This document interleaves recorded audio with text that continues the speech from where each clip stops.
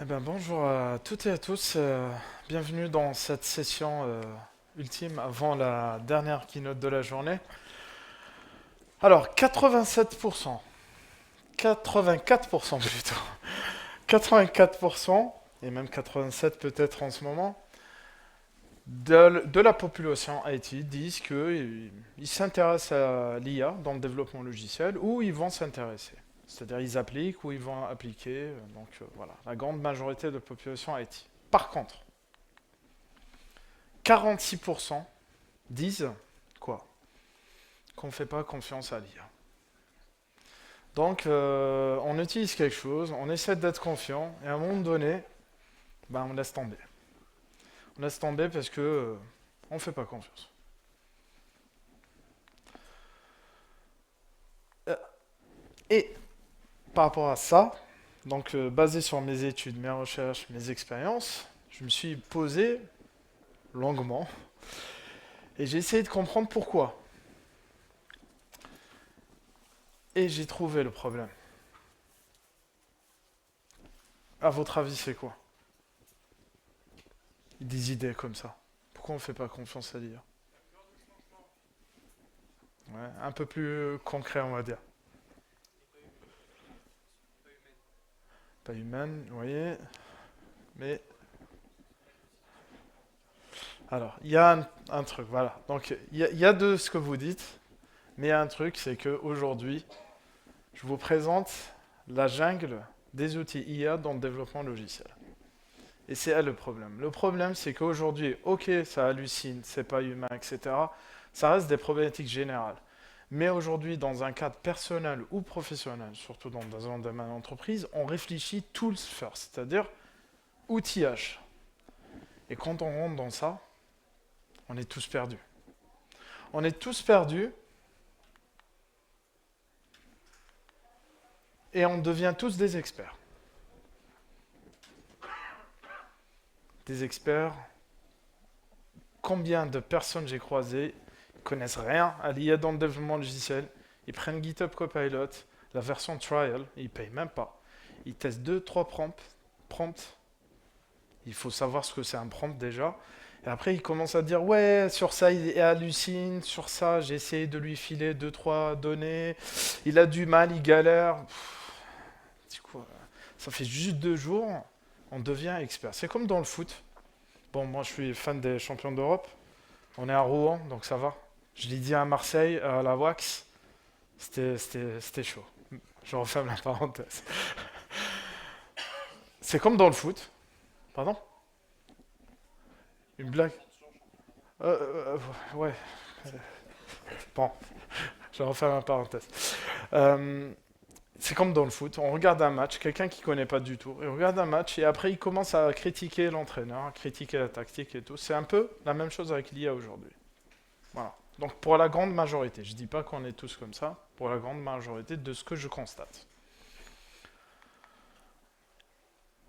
Et ça nous amène à être, comme je disais tout à l'heure, perdus dans une jungle d'outils et on ne s'en sort pas. Parce qu'on n'a pas les bons moyens de base avant d'arriver aux outils. Et derrière, on se pose et on se dit, c'est quoi les moyens d'y arriver?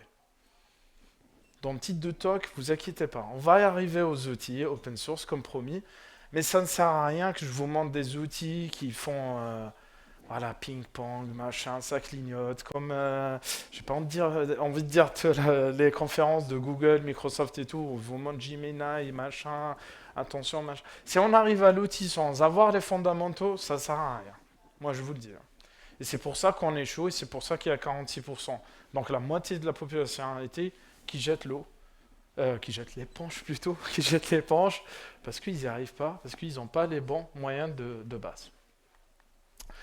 Et sur les phrases que je constate dans les recherches que j'ai faites, c'est ça, c'est que on dit 70%, ça nous permet d'aller de 70% plus vite, mais ça prend au final 30% d'efforts à revoir ce qu'on a commencé from scratch. Oui, c'est dommage. Peut-être que vous avez commencé l'outillage directement, sans passer par les fondamentaux. L'autre, c'est Great Demos. But in real life, we don't trust the output. On parle de démo.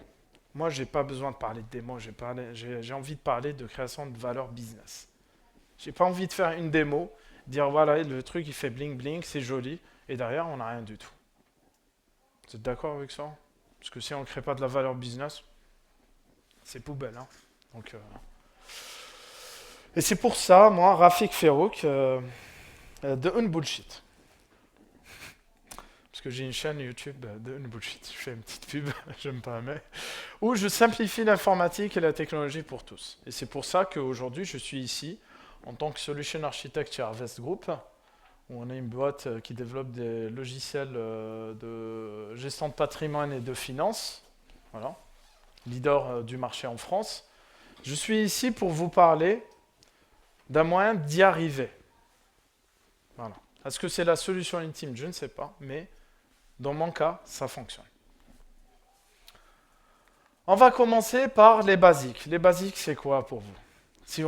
Avant de parler de développement logiciel IA, c'est quoi les basiques? Qu'est-ce que ça peut être le basique fondamental du départ? Oui, avant d'y arriver. Coder avec l'IA, parce qu'il y a l'IA. C'est comprendre ce que c'est l'IA, tout simplement. Je ne vais pas lancer le défi comme je l'ai fait à certaines conférences. Est-ce que quelqu'un peut me définir en une phrase claire ce que c'est l'IA? J'aurai 3000 définitions. Voilà. Ce que c'est l'IA génératif, parce que c'est pas l'IA génératif, on est perdu. Là, dans le slide de référence, j'ai mis des liens de formation en ligne gratuite que vous pouvez consulter, que vous pouvez partager autour de vous, parce que c'est important de comprendre ce que c'est l'IA, ce que c'est l'IA génératif, pourquoi ça existe, comment ça a existé, parce que c'est pas 2023, hein, avec l'apparition de GPT et tout, non. L'IA, c'est depuis les années 50, Turing, ensuite on a eu Deep Blue, on a eu Kasparov qui s'est fait battre par l'IA, ainsi de suite. Donc c'est pas nouveau. Et il faut savoir ce que c'est, surtout éduquer la population IT. Ensuite, la Golden Rule. Une fois, alors on va le faire, on va essayer de deviner aussi. Une fois que j'ai compris ce que c'est l'IA générative, j'arrive à utiliser ChatGPT. Qu'est-ce que je dois bien avoir appris avant d'utiliser ChatGPT? Bravo. C'est exactement ça. C'est savoir prompter. Donc le prompt engineering, c'est la golden rule. Si on ne sait pas prompter, ne venez pas me dire oui, mais ChatGPT dit n'importe quoi. Je ne dis pas qu'il ne dit pas n'importe quoi. Mais le rendre généralement nul, c'est qu'on ne sait pas l'utiliser. Et pour ça, il y a des standards qui existent. Vous avez RACE, vous avez COST, vous avez CDAI. C'est des structures d'écriture de prompt. Je fais le parallèle beaucoup avec, et je donne l'exemple avec ma grande fille. Enfin, ma grande, elle a 7 ans, mais parce que j'en ai une autre qui est plus petite. Et c'est comme avec un enfant. Si on ne sait pas structurer comment on doit lui parler dans le cadre de son éducation pour qu'il nous fasse bien les choses, j'ai bien envie de voir les gens, moi. Quoi? Bon. Elle ne saura pas faire. Elle ne saura pas faire. Parce que son cerveau il est en cours de construction. Et c'est la même chose pour moi avec l'IA. Si on ne sait pas structurer, on ne saura pas, elle ne saura pas vous répondre correctement. Moi, mon préféré, c'est RACE, Role, Action, Context, Expectations. Role, c'est tu es, par exemple, là, un expert RH. L'action, c'est écris-moi un mail qui rejette une application, etc. Donc, pour le développement logiciel, ça va. Tu es expert en sécurité Java. Corrige-moi, on va faire un exemple tout à l'heure. Corrige-moi les failles de sécurité que tu détectes, etc., etc. Le contexte, c'est peut-être le repo de source, peut-être une documentation. Et les exemples, si vous avez une structure de test, par exemple, pour les tests, vous avez une structure de test attendue. Mais ça ne suffit pas, le prompt. Pourquoi? Pourquoi le prompt aujourd'hui, seul, ça ne suffit pas? C'est quoi les problématiques avec un prompt simple? C'est que c'est du one-shot. On l'écrit, après, voilà, il faut... si on refait le même prompt, on aura peut-être un nouveau résultat. Isoler, non répétable, non structuré. Si on s'applique race, là, ça dégage. Non vérifiable, parce qu'on ne sait jamais vérifier un bon prompt. Dépend de l'humeur du modèle, aussi. Et la dernière, c'est les hallucinations, on en a parlé tout à l'heure. Donc le prompt seul, ça suffit pas. Et à votre avis, qu'est-ce qui est venu aider le prompt simple dans le domaine des exemples et CD système prompt system, ouais. Contexte, les rules, les workflows, ça vous parle? À qui ça parle? Rules, workflow, par lever de main. Voilà, les rules, workflow. Impossible d'industrialiser, je l'ai raté, mais voilà. Parce que si on fait un prompt simple, on le perd et on ne partage pas. Donc on a les rules. Les rules, ça peut s'appliquer dans des prompt systems, c'est-à-dire on va dire au système, voici les règles de coding dans mon entreprise. Voici les règles d'écriture des tests. On a toujours du given, machin et tout. Voici ce qu'il faut utiliser comme technologie pour écrire mes tests. Si tu veux, voilà, donc, comment on fait les commits. Il y en a qui mettent les ID Jira à la fin, entre parenthèses, etc. On a les workflows. Là, les rules, c'est les règles. Les workflows, c'est le process. Si je veux écrire du test, je vais lui dire, va scanner d'abord la classe, ensuite essaie de détecter ce qui a refactoré, ensuite écrit un premier test, essaie de l'exécuter, essaie de rajouter ci, ça. Donc, je décide d'un processus. Et les deux derniers, j'ai découvert récemment, je vous les partage. Je ne suis pas encore allé au bout, donc je ne vais pas prendre le risque de vous montrer des démos dessus. Mais la notion de Prompt Driven Development, bon, moi je fais trop gaffe aux mots parce que les bullshit words, ça flûte partout. Et on a le Intent Integrity Chain. En gros, c'est des fichiers Markdown que vous allez écrire. Vous allez décrire votre besoin, le plan que vous attendez, les tâches qu'il doit appliquer et l'implémentation si vous avez des attentes d'implémentation en sortie et tout. Et ça, je le partage à la fin aussi. C'est un lien d'une conf que j'ai vu à Devoxx Belgique récemment où il y avait un deep dive que je vous conseille si vous avez 3 heures, un de ces 4 ou par petite partie. Et il y a 2 experts dans le monde d'IA Coding Assistant qui en parlent et qui le font.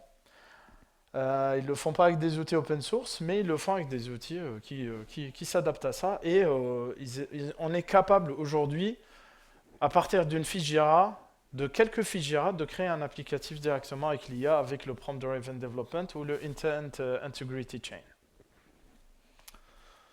Donc ça, c'est à titre informatif. Ensuite, après, vous avez le Spec First Programming, Test Driven Prompting, le Bullshit Word, etc. Donc ça, tout le monde se fait plaisir à inventer des... Ensuite, le Basic Overview, c'est qu'avant de rentrer dans le monde de l'IA Coding Assistant, c'est très important de comprendre qu'on peut définir des rules, des workflows, des prompts niveau client, avec des outils que je vais vous montrer aujourd'hui, des LLM, donc là on ne présente plus, les Large Language Models comme GPT, Claude, Gemini, Qwen, que je vais vous montrer et tout. On a la notion de RAG. Qui sait ce que c'est un RAG? Ok. RAG, moi je vais le résumer à un helper. C'est un helper de données. C'est-à-dire que si vous voulez spécifier plus votre client, votre LLM à savoir sur quoi il doit répondre, ben vous fournissez des bases vectorielles remplies avec vos données spécifiques. Tout simplement. Et on a les MCP. MCP, là il y avait une conf tout à l'heure, tout le monde en parle, c'est à la mode, c'est la hype. Depuis un an, tout le monde s'est mis, pour la plupart, expert MCP et tout. Donc modèle, contexte, protocole, je le considère aussi comme un helper. C'est juste que le RAG va représenter les connaissances, la data, et le MCP, ça va être les outils. Donc ça vient compléter pour moi l'environnement et l'écosystème IA, LLM et tout. Donc c'est très important de comprendre tout ça avant d'arriver à l'outil. autre chose importante. Une fois qu'on a dit, c'est bon, je sais ce que c'est l'IA génératif, le prompt, ça fait beaucoup de choses déjà, écrire des rules, des workflows, savoir ce que c'est MCP, machin, ça fait beaucoup. Hein. À la fin, je vous parlerai d'un concept qui est en train de...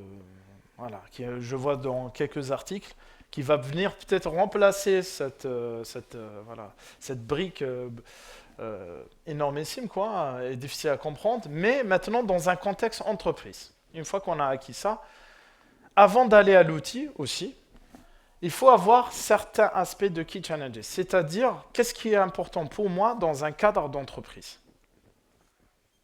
Le premier, c'est la qualité du code. Et là, je vais dire un truc pas sympa pour ceux qui sont adeptes de la qualité du code de 0 à 100. C'est qu'aujourd'hui, je suis vraiment désolé, mais avec l'IA, nous allons faire moins attention à la qualité du code. Pourquoi? Parce que c'est business first. C'est une vérité. Il ne faut pas se mentir. Enfin, il ne faut pas s'éloigner de ça. On va y aller vers ça. Tout à l'heure, quand Adam il donnait sa vision, il y a des choses sur lesquelles j'étais d'accord, il y a des choses où je ne suis pas du tout d'accord.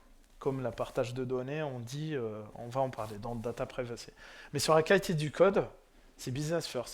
Sur ça, je suis d'accord.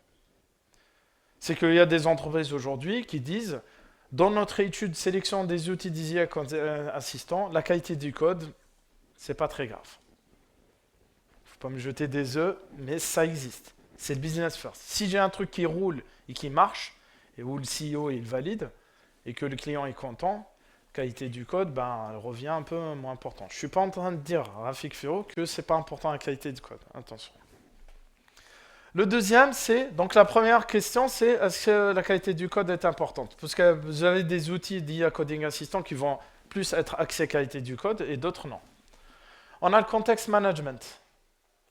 C'est est-ce que via ces outils, je peux plugger mes repos, je peux plugger un RAG, je peux configurer des choses, du MCP, etc. Il y en a qui disent c'est pas grave, je veux juste utiliser un outil. Et la data privacy, lui c'est mon préféré, c'est mon chouchou. Ça a été dit sur certaines conférences et je vais rajouter une couche. C'est qu'aujourd'hui, si vous croyez que si vous utilisez, je ne suis pas contre ces outils, si vous utilisez des remote tools comme GitHub Copilot, Cloud Code, Gemini, etc. et que vous croyez quand on vous dit signe un contrat, parce que beaucoup j'entends, oui mais on va acquérir GitHub Copilot et on a signé un contrat avec Commercial qui dit que nos données vont être mises dans un puits et personne n'y accédera. Ça c'est du bullshit de A à Z. Vous êtes en train de vous faire avoir. Je ne dis pas qu'il ne faut pas utiliser l'outil, mais si la data privacy est un élément important dans votre entreprise, il ne faut pas faire ça. Voilà, je vous le dis. Parce que les États-Unis, s'ils décident d'accéder à n'importe quelle donnée qui est stockée en Europe, ils le feront. Et personne n'ira contre. Et je ne suis pas anti-américain, je donne une information. La quatrième, intégration et flexibilité, c'est est-ce que cet outil, je peux switcher entre eux? Je peux aller faire de Anthropic, ensuite du Qwen en open source, etc. Donc, est-ce que je peux jouer entre différents LLM? Est-ce que je peux l'utiliser en self-host ou pas? Est-ce que je peux l'utiliser via CLI, c'est-à-dire command line interface ou pas? Ou via IDE uniquement, etc. Team adoption, les seniors font moins confiance à l'IA, les juniors, ils surconfiancent l'IA. Comment je peux suivre l'adoption des outils? Est-ce qu'il y a des courbes, des stats qui me permettent de dire combien il est recruté mon outil, à combien il a été accepté, à combien on a appliqué, etc. La gouvernance, qui a fait quoi, quand? On aime bien ça dans les entreprises aujourd'hui. Et le cost, lui, c'est un autre élément important, c'est qu'aujourd'hui, moi je vais vous le dire, il ne faut jamais réfléchir coût, plus maintenant. On investit 1 million, on gagne 6 millions, le ROI il est à 600%, on est gagnant. Aujourd'hui, quand je dis ça va nous coûter 1 200 € par an. 1 200, c'est cher, c'est beaucoup. Ouais, mais on peut faire un chiffre d'affaires, des revenus à 40 000, 50 000. Et là, ça change la donne. Donc il faut réfléchir ROI, retour sur investissement. Et après les use cases. Une fois qu'on a dit qu'est-ce qui est important pour nous, imaginons on a dit c'est data privacy et context management. Là, c'est qu'est-ce que je veux faire avec l'IA. Qu'est-ce que je veux faire avec les outils d'IA dans un contexte de développement logiciel. Et là, je mets un exemple de use case. Il y a des boîtes aujourd'hui, ils disent, nous, on n'a que du code à maintenir. On n'a rien d'autre à faire. Ils créent jamais de feature, ils font que du test, ils rajoutent du test en cas de bug pour patcher, ils maintiennent du code. C'est différent des boîtes où ils sont en constante création de features, de valeurs business et tout. Du coup, là, l'outillage, il peut différer. Peut-être que eux, ils n'ont pas besoin d'un outil avancé. Donc, et aussi, il faut arrêter de penser, dès que je commence à faire du coding avec l'IA, d'aller vers créer de la base de la valeur business, ça vous l'avez vu, surtout d'aller vers des choses où on dit en France, tuer une mouche avec un fusil, c'est ça. C'est exactement ça. C'est qu'aujourd'hui, je vois des gens, ils disent, moi j'utilise l'IA juste pour générer des tests unitaires, des tests d'intégration, mais ils vont aller acheter des licences à 20 dollars par mois par utilisateur pour leur boîte. Ils sont 1000, donc ils investissent énormément pour faire que dalle à la fin. Donc il faut bien avoir en tête les use case. C'est eux qui vont driver aussi la sélection des outils et l'investissement que vous allez avoir à mettre. Ça va jusqu'à là? Vous avez des questions? N'hésitez pas. Levez de main, on peut interagir. Okay. Maintenant, structurons la jungle. Les IA chatbots. Voilà. Là, on va aller doucement maintenant vers nos outils à nous préférés du jour. Les IA chatbots, les providers, Ollama. Quand je dis provider, c'est des locaux qui vont vous permettre de déployer des LLM locaux. Donc Ollama, il y a OpenWebWe, LM Studio, il y en a pléthore. Et aujourd'hui, bon, les remotes, vous connaissez tous maintenant aujourd'hui, je pense que je ne me présenterai pas. On a la catégorie des IA Coding Assistants. On a les plugins IDE. Donc là, il y en a pléthore aussi. Chaque semaine ou 2 semaines, il y en a un qui sort. Et dès qu'il sort, c'est le meilleur, c'est la hype, tout le monde se jette, tout le monde part faire des conférences. Truc que je ne supporte pas. Et les CLI, je les mets à la limite avec les agents. Les CLI, c'est des IA Coding Assistants que vous allez utiliser uniquement en ligne de commande. Je vais vous montrer aujourd'hui AidarChat, le troisième. On a les agents, donc Cursor, Junai. Junai, c'est le truc de JetBrains, ouais. Et c'est des modes agents, c'est-à-dire vous discutez, il agit directement sur votre IDE. On a les AI Builders. Là, c'est des outils no-code. Vous allez interagir avec des prompts comme Replit ou Lovable, qui sont les plus connus. Vous mettez des prompts, ils génèrent des applications. Donc, vous avez des applications ready, vous cliquez, ça déploie. Donc, vous n'avez pas de code à maintenir. Et les AI Custom, là, je mettrai Langchain, c'est-à-dire là, vous partez from scratch pour créer vos propres agents, comme Zapier, avec Zapier, Crow AI, Langchain, etc., Martian et tout.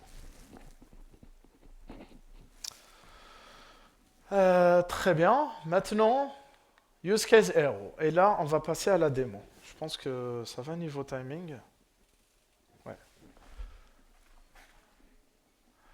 On va passer à la démo. Et dans la démo, on va essayer de parcourir un peu les rôles de mainteneur, de builder, celui qui crée de la valeur, les automators, les guardians, protection de données. Je vais vous montrer les LLM open source et tout.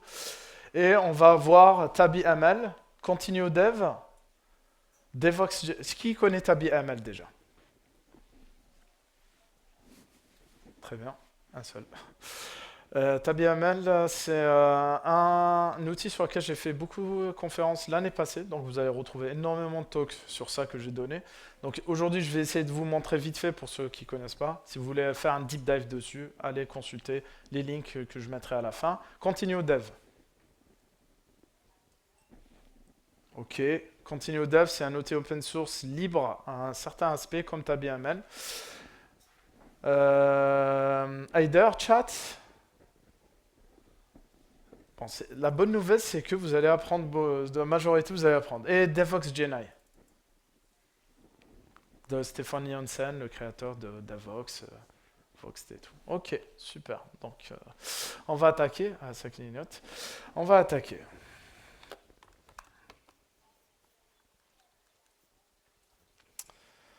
Alors, on va commencer par Devoxx Genai. Ok. Lui, c'est un outil qui va fonctionner. Attendez, je zoome un peu peut-être. Voilà, j'arrive pas à zoomer.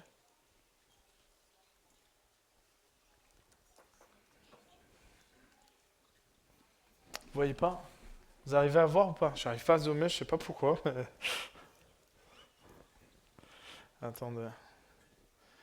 D'habitude ça marche. Ben, premier effet de mot, j'espère que c'est pas non. Je sais plus où c'est. Euh, Ah oui, bravo. Ok, cool. Voilà, c'est mieux comme ça. Donc Devoxx Genai, il marche uniquement sur IntelliJ et uniquement pour le monde Java. Et il n'y a pas d'autocomplete. C'est-à-dire quand vous allez écrire du code, par exemple je prends ça, quand vous allez écrire du code, il ne va pas essayer de deviner ce que vous voulez écrire. Donc il n'y a que du chat complete. Donc ici, on peut plugger différents providers.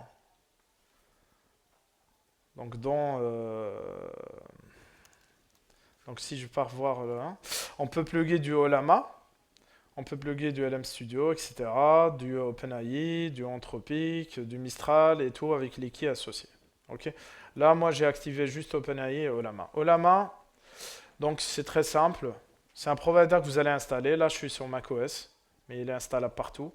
Donc et là, ici, vous allez pouvoir télécharger des LLM que vous allez déployer localement et que vous pouvez utiliser via vos IA Coding Assistant.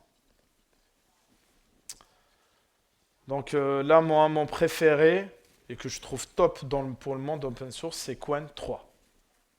Quelqu'un connaît Qwen? Très bien. Donc on parle de Chine, mais je m'en fiche. Ça, je peux le déployer localement, donc je suis maître de mes données. Pour mon contexte à moi, sur certains contextes, j'utilise GPT. Je vais utiliser GPT aujourd'hui avec vous. Je vais utiliser Gemini.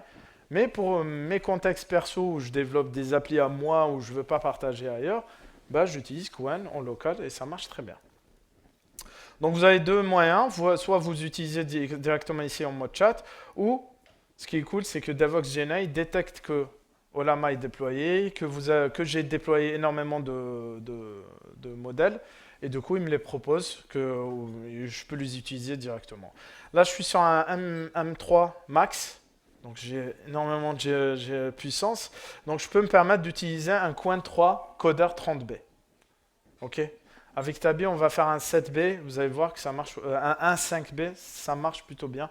Mais attention, ça reste un 5B par rapport à un 30B par rapport à GPT. Là, on est dans des mondes irréalistes. Mais pour ce que je vais lui demander là, il peut bien fonctionner. Après, une des choses, je vais essayer de lui dire, on commence terre à terre, parce que je ne vais pas vous montrer les agents, les trucs qui clignotent.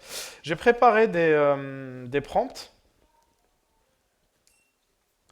Et là, c'est un premier prompt basé sur Race, Role, Action, Context, Examples, qui me permet de comprendre ce que fait le code. Et qui permet aussi à l'IA Coding Assistant de prendre connaissance avec le code qui est là. Et là, je suis en full local. Je peux couper le Wi-Fi. Je ne vais pas le couper, mais je peux couper, ça va fonctionner. J'espère que je ne vais pas avoir d'effet démo. Là, ils ont mis Thinking, Thinking, ils l'ont changé récemment. Hein. C'est en mode agentic et tout. Donc, et là, il est en train de m'expliquer, voilà. Voilà, Devoxx Genai, c'est développé par Stefan Jansen et quelques développeurs à côté. Et du coup, il respecte un peu ce que je lui dis en explanation, de m'expliquer ce que fait chaque classe, etc., etc. Donc là, je suis sur un truc Family Java Bad Code où c'est du code tout pourri et tout. Donc, du code qui existe malheureusement en production pour certaines entreprises, aussi dans la mienne, pour être... voilà. Très bien. Maintenant, il m'a expliqué ce que c'est. Là, je vais essayer de lui dire, est-ce que tu peux générer les tests unitaires? Parce qu'avant de refactorer, j'aimerais bien un coup de test unitaire. Et on s'arrêtera là pour DevGenai. Donc ici, tac. Et je vais... Ah, non, j'ai pas bien fait un truc. Il faut que je lui précise le contexte, parce qu'il ne saura pas sur quoi il doit bosser. Donc ici, je vais ouvrir... Alors, tac, attendez. J'ai pas la fenêtre, bizarre. Alors, je vais juste... Tac.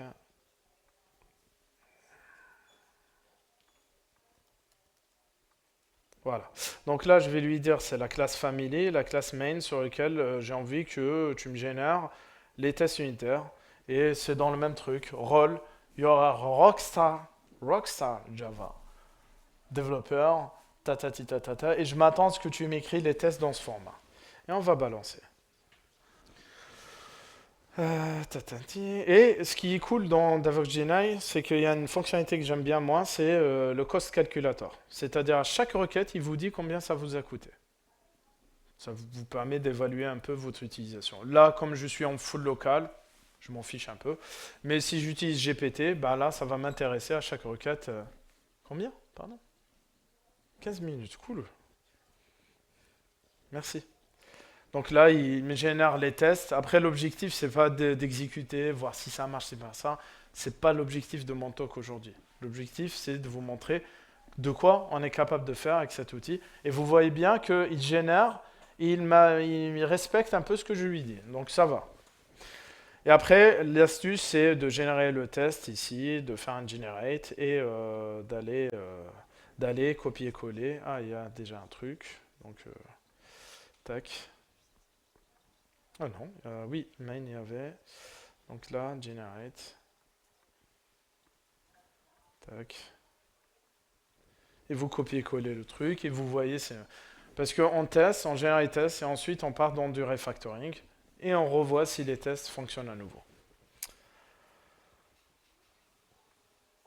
Donc là, il me dit pas que ça coûte quelque chose parce que je suis en full gratos là, donc ça passe. Maintenant, on va basculer sur Continue Dev. Hop là. Donc là, je viens dans un monde un peu plus avancé que DevOps.GNI. Là, Continue Dev, vous avez le chat autocomplete. Donc, le chatter, vous avez du autocomplete de code. C'est-à-dire que vous écrivez des choses, il va essayer de deviner un peu. Vous pouvez plugger des MCP, vous pouvez plugger du RAG, etc. Là, ce qu'on va faire, c'est un peu la même chose que tout à l'heure. Chat, et je vais laisser Qwen30b. Là, je suis basé sur un truc. Je vais passer sur le guide de Rose, qui est un projet open source connu pour faire des bad practices et éduquer la population IT à mieux coder. Donc ici, je vais reprendre un peu mon prompt de tout à l'heure. Je ne vais pas lui dire understand. Je vais lui dire directement ça. Tac. Et je vais lui dire, tu te bases sur...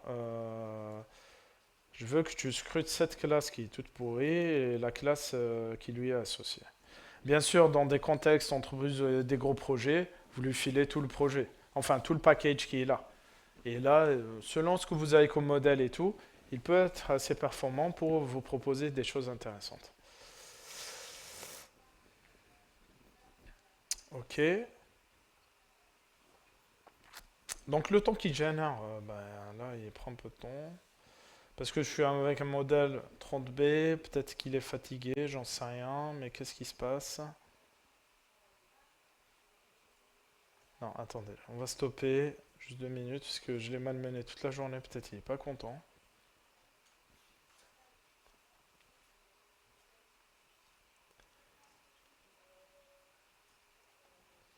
Tac, on va refaire tranquillement. On va lui dire, ça, item. Ok, du coup avec Continuum, on peut plugger des MCP. Voilà, là il travaille. Donc il respecte la structure. On peut plugger des MCP, comme je disais, du RAG, et on peut aussi utiliser définir des rules et des workflows. C'est-à-dire que, donc le temps qui génère, on va aller sur un autre. Attendez, on va le laisser finir et après on revient.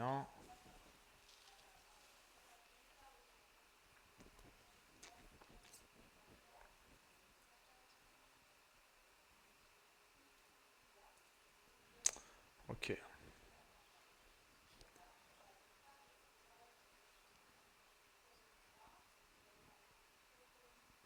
Ah ouais, bah, en termes de couverture, j'ai dû lui dire couvre le maximum de choses, bah il y va. Ok, là il a fini, je peux prendre mes tests, les exécuter. C'est pas forcément vrai, juste. Donc on va faire l'exercice. Allez, je vais au bout, comme ça vous dites pas à la fin, ouais,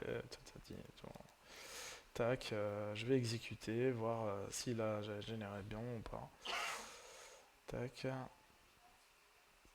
Ouais, super.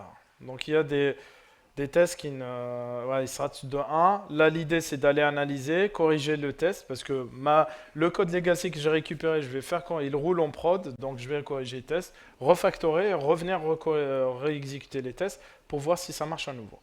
Maintenant, si je reviens sur le précédent projet, je peux définir, comme je disais, des MCP. Par exemple, là, je me suis amusé à lui faire un MCP Playwright pour les tests front-end et tout. Donc, je ne suis pas spécialiste, c'était juste pour jouer. Et je peux définir des rules. Donc, les rules, l'avantage, c'est, comme je vous disais, c'est des règles. Là, je lui dis, voilà, chaque fois que je te demande de refactorer du code, voici comment tu dois, les règles à appliquer. Et ainsi de suite. Par exemple, si vous faites des Quarkus refactors spécifiques, voilà, je génère des fois des choses, je m'aide un peu, je donne, très honnêtement, je m'aide un peu de ChatGPT 5 aussi, je donne une structure des idées, des règles que j'ai, et je laisse ChatGPT, basé sur ses connaissances avec Continuo, de me générer des rules aussi, de venir compléter, me structurer, puisque faire du markdown, c'est chiant. Donc voilà. Et je peux directement venir ici, faire un slash, et lui dire, vas-y, sur tel stack, par exemple du clean code, sur tout mon projet, je ne vais pas le faire là, ça va prendre beaucoup de temps, sur tout le projet, applique ça, et il va venir bosser quoi en mode agent. Parce qu'il faut sélectionner le mode agent qui est là. Là, j'ai chat, et là, j'ai le mode agent. Un mode, aujourd'hui, la seule limite que je trouve au modèle open source, l'une des seules limites, pardon, c'est que le mode agent, on n'y est pas encore. C'est-à-dire, là, si je lance le Qwen 30B, je peux aller prendre ma douche, dîner, jouer avec mes filles, dormir, revenir pour qu'il finisse avec un GPT en face où il va être beaucoup plus performant. Ça va? Ok. Donc là, on a vu Continue Dev, on a vu DevOxGNA, on va passer à TabiML. TabiML, et je vais basculer sur VS Code. Comme ça, tout le monde est content. Est-ce que le zoom va marcher? Ah, yes. Ok. Et là, sur Continue Dev, il y a deux choses. Niveau timing, alors, il faut qu'on choisisse. TabiML, c'est l'IA Coding Assistant. Donc, c'est l'outil qui va vous permettre, là, vous l'installez sur... il faut le lancer. Le lancer en local, c'est du self-hosted. Donc ici, j'ai deux choses. Je peux lancer, donc vous avez une partie serveur et une partie client. Pas d'inquiétude aussi, il y a des slides en bonus à la fin de la présentation que je vous partagerai en fin de journée via un post. Vous pouvez les récupérer. Je vous partage l'architecture et tout, de plus de détails pour comprendre toute l'architecture autour de ces outils. TabiML, c'est un self-hosted, c'est-à-dire que vous avez une partie serveur que vous devez lancer en spécifiant les modèles pour le chat complete et le modèle pour l'autocomplete. Là, pour le coup, je vais m'appuyer sur Quencoder, du 7B, du truc très basique. Et derrière, il va me lancer un Tabi server. Et ensuite, je viendrai, voilà, le client détecte que le serveur est 1 et je commence à discuter en mode chat ou ouvrir un file utis par exemple et commencer à lui dire c'est une classe utis pour les files et il commence à me proposer des choses. Après, je peux lui dire non, je veux vérifier qu'un fichier est valide, ainsi de suite, et le laisser vous guider. À côté de ça, on a Poki. Poki, P-O-C-H-I, qui est un peu le mode agent de TabiML. qui l'ont lancé récemment, il est en Preview Research. Donc ici, dans Poki aussi, je peux définir des rules, je peux définir des workflows, et je peux définir des... voilà, j'ai mis MCP Context 7, qui est un peu le MCP le plus connu aujourd'hui du marché. Et avec Poki, on peut avoir différents types d'utilisation des LLM. Soit vous utilisez le mode super, où là, vous mettez juste vos cartes bancaires, et lui, il va utiliser à votre place Gemini. 3, ils l'ont mis, 2, Claude 4, etc. Donc vous n'avez pas à configurer les keys, ou vous pouvez spécifier des modèles open source déployables en local. Par exemple, là, si je mets, là, c'est une API qui fait, je vais faire une API. Ah ouais, ok, merci. On va le faire vite fait. Est-ce que j'aurai le temps de vous montrer? Tatati, tac. Donc là, c'est une API que je veux créer qui fait gestion de finances. Donc là, je la mets. Je vais utiliser Gemini 3 qui est sorti récemment pour vous montrer qu'on peut être ouvert à tout dans la vie. Pas de souci sur ça. Je vais le lancer et là, il va travailler. Pendant qu'il bosse, on va aller faire autre chose et revenir. Donc ici, je lui dis, généralement un contrat API, en te basant sur l'API qui est déjà en place pour la partie définition, en OpenAPI, ainsi de suite. Et après, je peux lui demander pléthore de choses et on va revenir. On va aller voir rapidement Aider avant de clôturer. Je vais peut-être tricher sur 2 minutes. Ensuite, Aider Chat, c'est très simple. C'est un mode CLI. Un mode CLI uniquement. Donc, vous l'installez, c'est un package Python. Et derrière, Aider Chat, je peux le lancer soit avec du Quencoder 30B, comme ici, ou je peux le lancer avec, je me suis amusé à faire beaucoup de choses, avec du GPT. Voilà. Donc, j'ai configuré mon API key dans mes variables d'environnement, et je peux venir dire à Aider que je veux utiliser GPT-5. Je le lance sur WebGoat. WebGoat, c'est un projet open source d'éducation de sécurité. Donc là, il me dit, je ne détecte pas un point Git, est-ce que tu peux... ok. Et là, je vais lui dire, parce qu'en fait, il est truffé de classes avec des failles de sécurité. Bon, moi, je connais un peu par cœur maintenant, parce que j'ai l'habitude.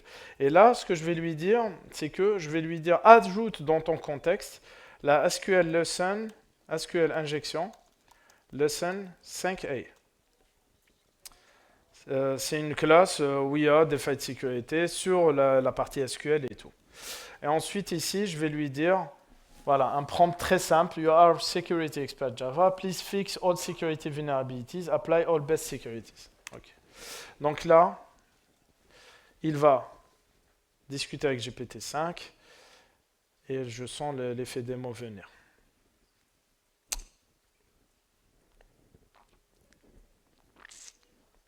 Je vais dire que c'est le Wi-Fi, je vais dire que c'est la faute de Condor Hansen. Non, je déconne. Bon, c'est pas grave, il veut pas marcher. On va basculer sur un autre truc, rapidement. On va basculer sur Quencoder, en local. Et là, je vais dire la même chose, add. Bam.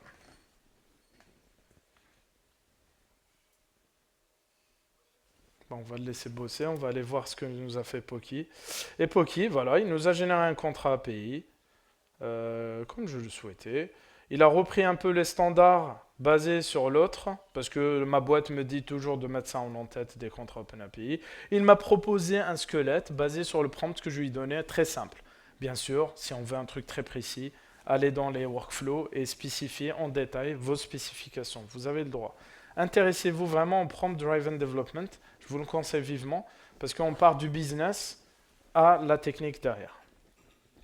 Et là, il est en train de bosser Quencoder. Il galère parce que c'est un petit modèle par rapport à GPT que si ça avait marché, et un peu je l'ai fait exprès peut-être, mais c'est juste pour vous montrer, voilà, là il détecte qu'il y a des trucs en dur, il me dit c'est bien de faire des prepared statements, etc., etc. Et derrière, Aider Chat, il va me créer des git commits aussi. Donc s'il finit, bon, on va basculer slide, on verra, ah c'est bon, il a fini. Là, il est en train de générer un commit pour moi. Je peux lui apprendre à faire mes commits à ma sauce niveau entreprise. Donc si je vais aller voir du coup WebGoat, là, Tac. Si je fais si je vais voir, voilà, excusez-moi, je vais aller un peu speed. Là, il m'a généré un commit, comme vous voyez, et il me dit, j'ai fixé l'injection SQL en utilisant Prepared Statement, et je peux voir la modif et tout. Donc là, avec le zoom, je galère, mais il m'a créé un commit. Après, libre à moi de faire un undo, de vérifier et tout. Voilà un peu pour démo. C'est un peu difficile de faire 4 outils en une seule démo, mais on va revenir pour clôturer et que je ne me fasse pas engueuler. Tac. Maintenant, pour clôturer, les takeaways. Ça. Ultra important aujourd'hui d'avoir ça en tête. Tout ce qui est LLM Ecosystem Overview, la base avant d'aller s'intéresser à faire du IA Coding Assistant. C'est mon conseil. Et demain, voilà, on parle des AGI, des Artificial General Intelligence. Je ne sais pas si vous avez entendu parler des AGI. Ok, donc là, on nous promet quelque chose où on ne va plus combiner tout ça nous-mêmes, une boîte à outils, bourrée d'agents, bourrée d'outils, bourrée de connaissances, prête à l'emploi. On va bientôt disparaître du coup. Donc la dernière chose, c'est le Survival Guide. Je ne veux pas pouvoir le détailler. Regardez ma conf à Devox Belgique récemment, je le détaille. Donc là, c'est un peu une matrice pour faire vos choix en fonction de vos key challenges, en fonction des types d'outils que vous avez envie d'intégrer dans votre boîte, selon votre contexte. Et selon le usage aussi. Est-ce que vous voulez maintenir du code, créer de la valeur, etc., etc. Donc ça, c'est cadeau. Et voilà, n'hésitez pas à en parler autour de vous sur ça. En tout cas, moi, dans le cadre de mes recherches et la boîte auquel je bosse, ça nous aide vachement. Et pour finaliser, un peu le topo des outils qu'on vient voir. Aider, Continuo, Devox GenAI, Tabi. Vous avez du multi-LLM, vous avez du contexte. C'est-à-dire si la data privacy, elle est importante dans votre contexte d'entreprise, vous avez les outils pour. Il n'y a pas d'excuse sur ça. Maintenant, OK, un modèle open source 480B, il va requérir plus de CPU, de mémoire, de carte graphique, etc. Mais c'est possible. Voilà, c'est justement. Et je ne suis pas en train de dire, n'allez pas vers les outils remote business et tout. Et pour finir, aujourd'hui, l'IA, un bébé, quand il va naître, on ne va jamais lui dire de courir comme Usain Bolt. On est d'accord? Il faut y aller pas à pas. J'ai vu des gens me dire comme ça, genre, pourquoi pas? Non. Mais c'est comme un conducteur, un jeune conducteur qui apprend nouvellement à conduire une voiture. On ne va pas lui filer une Ferrari tout de suite. Il y en a qui font ça? Je pense pas. Alors. Et pour moi, réussir à intégrer l'IA dans un contexte personnel ou entreprise, c'est réussir à en prendre le contrôle. Voilà, ça c'est vraiment important. Et je vous remercie beaucoup pour votre attention. Je suis disponible à la référence. N'hésitez pas, les feedbacks, ça m'aidera à m'améliorer et à améliorer le talk. Merci beaucoup. On a le temps pour une question. Ah, oui.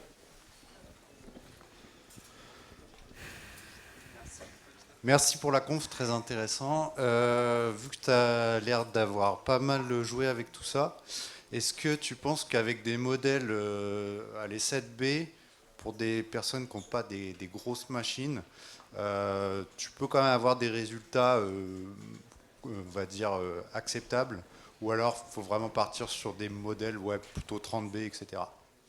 Alors, la réponse, ça va être simple. Si on commence, c'est-à-dire dans un cadre personnel ou petite entreprise, pour des projets très simples, si on souhaite commencer efficacement avec l'IA dans le coding assistant, dans le développement du monde logiciel, ça peut fonctionner. C'est-à-dire commencer à prendre la main, à faire jojo, à s'entraîner, à s'échauffer avec ça.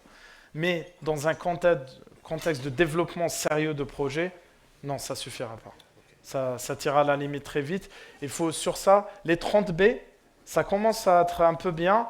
Après, on parle des 480B comme Qwen 3, qui est en 420, les Mistral 22B aussi. Et là, on va avoir besoin de puissance, quoi. Merci. Je vous en prie. Je reste disponible si vous avez des questions jusqu'à la fin de la conférence. Merci beaucoup. Merci.